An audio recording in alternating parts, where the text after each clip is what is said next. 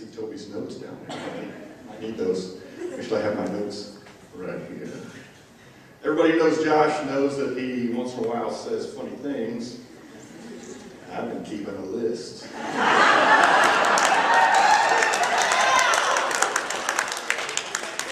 I'm not kidding. I have a list. It's called Joshuaisms. It's in my phone.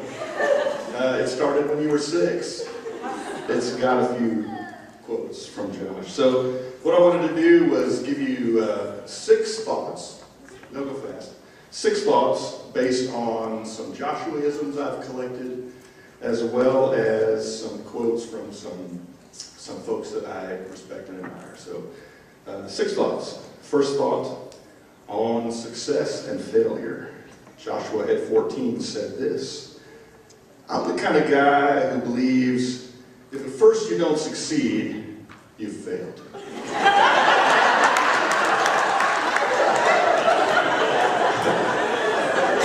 He said July 17th, 2011. Anyway, Winston Churchill has a different thought. He said, success is the ability to go from one failure to another with no loss of enthusiasm. And the scripture says that though the righteous fall 7 times, they rise again. So Josh, keep rising with enthusiasm. Thought number 2, on learning hard lessons. Right here, several years ago, Adam Harwood was preaching on parenting. He said this, he said, should you spank your children? Only if you love them. And Josh leaned over to me and he said, you must love me an awful lot. We do. We do love you a lot, Josh. Aristotle said the roots of education are bitter, but the fruit is sweet. So continue to enjoy that sweet fruit of education. On keeping your faith. When you were 11, we were reading through Revelation, and we happened to hit on Revelation 3:20, which talks about Jesus being at the door and knocking. Josh reflected. He said, we need to let him, Jesus, we need to let him come in and plow up the hard patches in our hearts. I think that's a good statement, Josh. C.S. Lewis, I'll also mention what he said about faith. He said, I believe in Christianity as I believe that the sun has risen. Not only because I can see it, but also because by it, I see everything else. And so what I would tell you, Josh, is to continue to let God plow up those hard patches.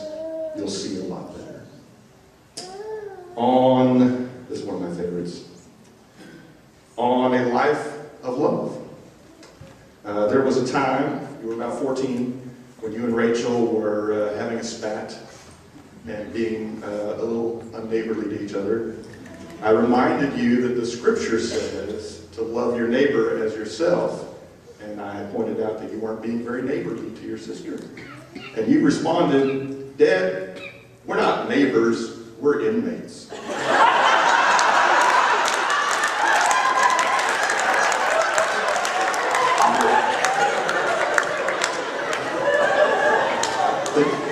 Think of this as your parole day.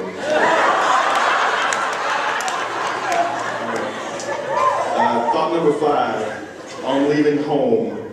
You are, of course, going to move away, go to Louisiana Tech. It's an exciting thing for you. It's a big change for us. And really, this point is for your mom. I really appreciate the investment you've made in our kids. I have a quote from Dr. Seuss for you. He said this. He said, don't cry because it's over. Smile because it happened. Dr. Seuss. All right, last point, just kind of wrapping it up. Josh, I told you I was going to quote from some people that I love and respect, and I quoted you a bit. And that's because I love you and I respect you, Josh. And the quotes reflect your sense of humor and your way with words. There's more to you than that. You're a man of integrity, a man of caring, a man of enthusiasm, a man of determination. I do admire you. I do respect you. We're proud of you. We love you. So we say, go forth with enthusiasm and smile while it happens. we're proud to give you your diploma.